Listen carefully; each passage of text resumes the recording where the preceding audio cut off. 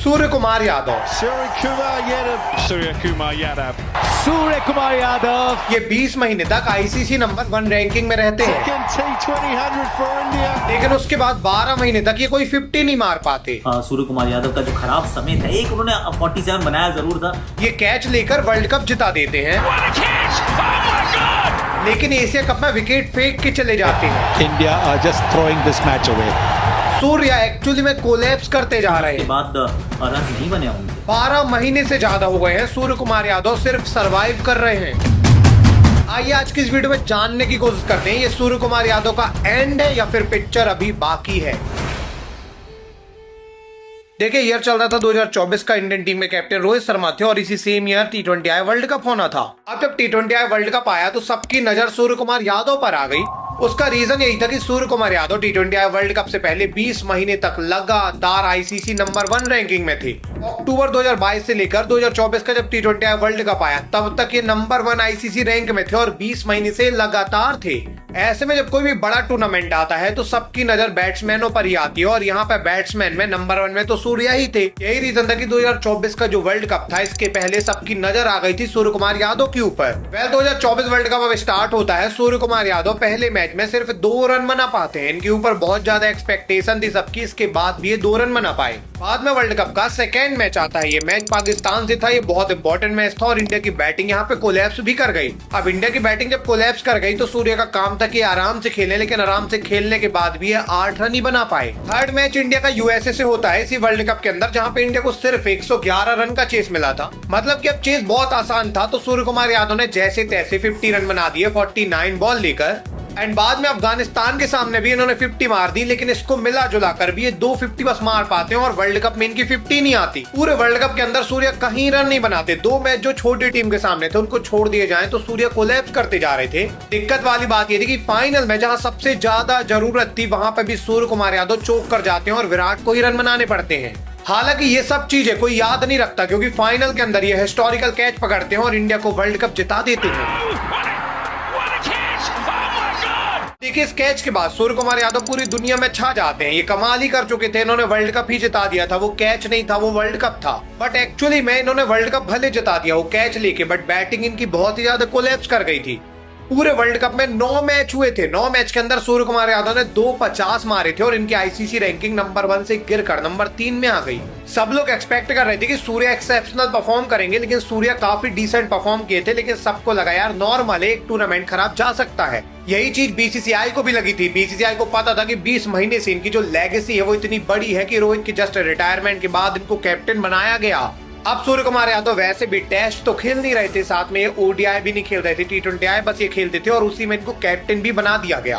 अब देखिए, अभी इनको कैप्टन तो बना दिया गया था, लेकिन अभी किसी को अंदाजा भी नहीं था कि इसके बाद इनका ऐसा डाउनफॉल आएगा कि ये सिर्फ नीचे जाएंगे। अब ये ऊपर आने ही नहीं वाले। एक्चुअली में जब ये टीम इंडिया के कैप्टन बनते हैं 2024 में वर्ल्ड कप के बाद, तो उसके बाद टीम इंडिया की जो सीरीज होती है वो श्रीलंका के साथ होती है। टीम इंडिया श्रीलंका का टूर करती है। यहाँ पे इंडिया श्रीलंका की 3 T20I मैच की सीरीज होनी थी और 3 T20I मैच में भी सूर्य कुमार यादव कुछ बड़ा कर नहीं पाती। इन तीनों मैच को मिलाकर सूर्य कुमार यादव ने सिर्फ 150 मारी थी। हालांकि इंडिया 3-0 से सीरीज जीत जाती है। इस सीरीज के जस्ट बाद इंडिया और बांग्लादेश की 3 मैच की सीरीज होती है। यहाँ भी इंडिया 3-0 से बांग्लादेश को हरा तो देती है, बट अगेन 3 मैच के अंदर सूर्य कुमार यादव 150 बस मार पाते हैं। उन्होंने लास्ट मैच में 150 मारी थी बस। दिक्कत वाली बात ये थी कि इंडिया बांग्लादेश की जो T20I सीरीज थी ये हाईएस्ट स्कोरिंग सीरीज थी। एक मैच में 221, एक मैच में तो 297 रन बने थे। इतने रन बनने के बाद भी सूर्या सिर्फ 297 वाले रन वाले मैच में मार पाए थे 150, बाकी इनकी 50 नहीं आई थी। हाँ, आप अभी कह सकते हो कि यार 2 सीरीज हुई है, दोनों सीरीज में 1-1 50 इन्होंने मारी है, तो इनका डाउनफॉल कैसे आया? बट एक्चुअली में लास्ट टाइम था जब इन्होंने 50 मारी थी, उसके बाद ये 13 महीने से अभी एक भी 50 नहीं मार पाए हैं। देखिए, 2024 अक्टूबर के महीने में इंडिया बांग्लादेश की सीरीज एंड हो जाती है और इसके बाद टेस्ट वगैरह होते हैं, ओडीआई वगैरह होते हैं, T20I नहीं होते। 2024 के एंडिंग में बीजीटी थी, तो सूर्या टेस्ट तो खेलते नहीं थे, तो वहां पे तो कोई उनका बनता ही नहीं है नाम। बट 2024 के बाद ईयर आता है 2025 का और ये वो साल था जहां पे सूर्या लगातार नीचे ही गए हैं। देखिए, 2025 की स्टार्टिंग में जनवरी के महीने में सबसे पहले इंग्लैंड आते हैं इंडिया खेलने के लिए। 5 T20I मैच यहाँ इंग्लैंड और इंडिया के होने थे। वेल, इंडिया इंग्लैंड की T20I सीरीज अब स्टार्ट होती है। सूर्य कुमार यादव टीम के कैप्टन थे और पहले मैच में डक पर आउट हो जाते हैं। पहला मैच समझ आता है, लेकिन ये दूसरे मैच में भी 12 रन बना पाते हैं और तीसरे मैच में भी ये 14 रन बना पाते हैं।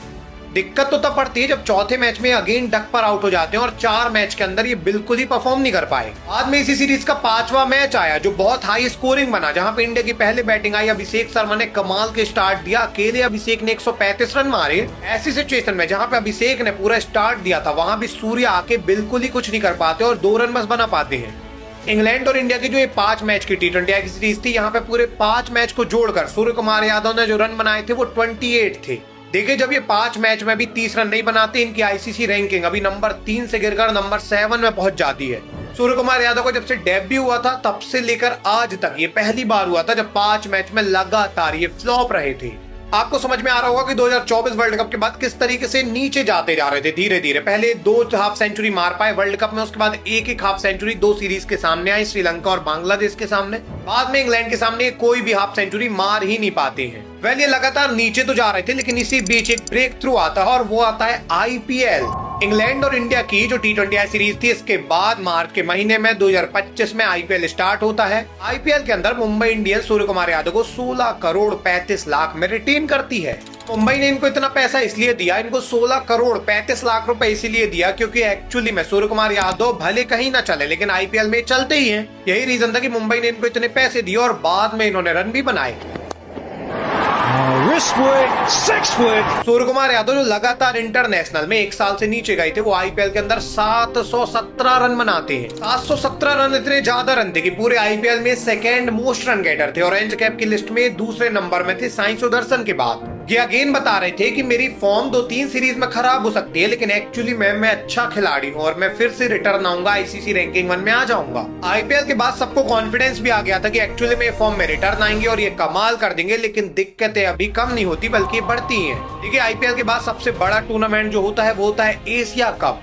अब एशिया कप एक ऐसा टूर्नामेंट है जहां पे इंडिया डोमिनेट करता है, एक तरफा इंडिया जीत जाती है, सभी लोग यहाँ रन बनाते हैं, सभी परफॉर्म करते हैं क्योंकि छोटी छोटी टीम सामने रहती है। सामने जब बड़ी टीम ही नहीं है तो अच्छी बॉलिंग ही नहीं होगी, इसलिए सब रन बना देते हैं। तो यहाँ पे काफी आसान होता है हमेशा एशिया कप। वेल होता भी यही है। एशिया कप जब स्टार्ट होता है पहले मैच में जहाँ पे 60 रन करीबन का चेस था, सूर्य कुमार यादव आसानी से 7 रन के स्कोर पर नाबाद लौटते हैं।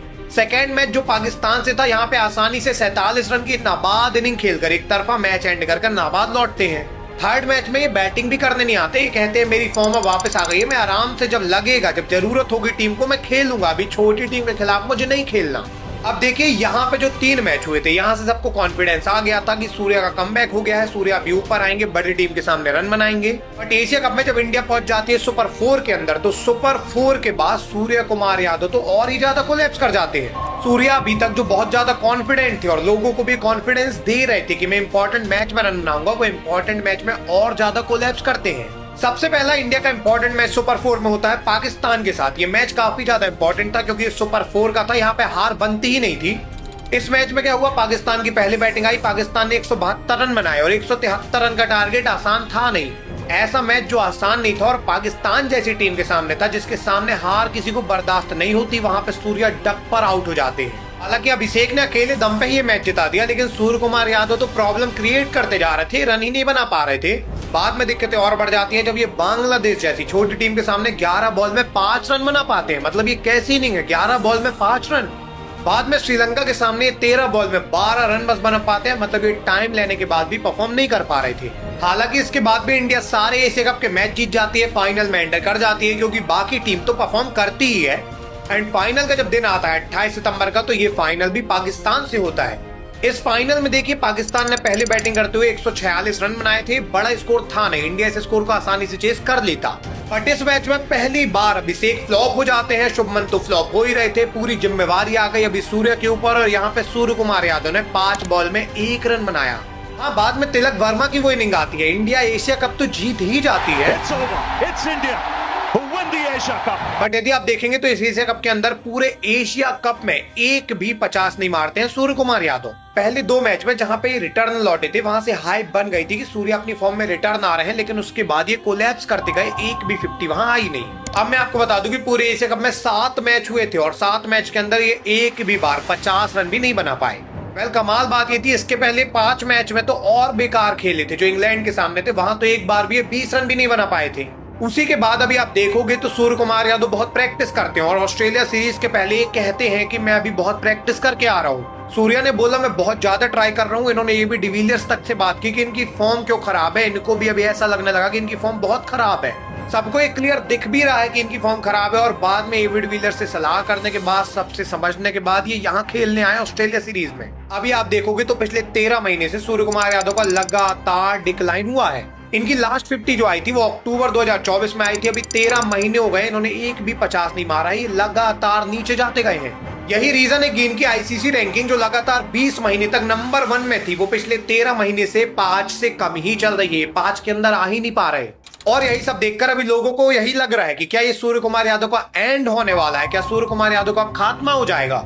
देखिए, यदि हम देखने की कोशिश करें कि क्या ये सूर्य कुमार यादव का एंड हो गया है, तो 2026 वर्ल्ड कप तो ये पक्का खेलेंगे। T20I वर्ल्ड कप वहां पे एज अ कैप्टन ही खेलेंगे। मतलब कि 2026 T20I वर्ल्ड कप तक तो इनका खात्मा नहीं हुआ है। इसका रीजन क्या है? इसका मेनली एक ही रीजन है कि एज अ कैप्टन ये बहुत ज्यादा सक्सेसफुल है। जब से कैप्टन बने हैं, इंडिया लगातार जीती है, बिना मैच हारे एशिया कप भी जीत चुके हैं। मतलब कि एज अ कैप्टन ये सबसे सफल T20I कैप्टन है। इसीलिए ये खेलने वाले हैं 2026 T20I वर्ल्ड कप, भले ये बैटिंग से कितना भी फ्लॉप हो जाए। बट दिक्कत वाली बात ये है कि 2026 T20I वर्ल्ड कप तक अगर इनकी फॉर्म वापस नहीं आती है, तो ये वहां पे कैप्टेंसी से तो जाएंगे ही जाएंगे, साथ में ड्रॉप भी हो जाएंगे। मतलब कि 2026 वर्ल्ड कप तक तो इनका एंड नहीं हुआ है, लेकिन 2026 वर्ल्ड कप तक अगर इनकी फॉर्म नहीं आती है, उसके बाद ये पक्का एज अ प्लेयर भी ड्रॉप होंगे और एज अ कैप्टन भी हटा दिए जाएंगे। और शुभमन तो वैसे भी फेवरेट है बीसीसीआई के, वही कैप्टन बनेंगे T20I के। अगर यहाँ पे सूर्य की फॉर्म रिटर्न आ जाती है 2026 T20I वर्ल्ड कप तक, तो इसके बाद ये हो जाएगा कि एज अ कैप्टन ये भले हट जाएं, लेकिन ये टीम में बने रहेंगे। जैसे रोहित और कोहली खेल रहे हैं, वैसे ये शुभमन के कैप्टन बनने के बाद भी टीम में बने रहेंगे, लगातार एज अ प्लेयर खेलेंगे जब तक ये रिटायरमेंट नहीं ले लेते। बट अगर इनकी ऐसी फॉर्म खराब रही तो अभी तो नहीं, लेकिन 2026 वर्ल्ड कप इनका एंड होगा, उसके बाद ये as a player, as a captain totally drop होंगे। वैसे आपको क्या लगता है, क्या सूर्य के बाद शुभमन को कैप्टन बनाया जाना सही है या नहीं? कमेंट सेक्शन में जरूर से बताइए। अगर आपको ये वीडियो पसंद आई है तो शुभमन गिल की ये वीडियो देखिए, यशस्वी जायसवाल की ये वीडियो देखिए, आपको बहुत ज्यादा पसंद आएगी। मिलेंगे किसी अगली वीडियो में, तब तक के लिए धन्यवाद।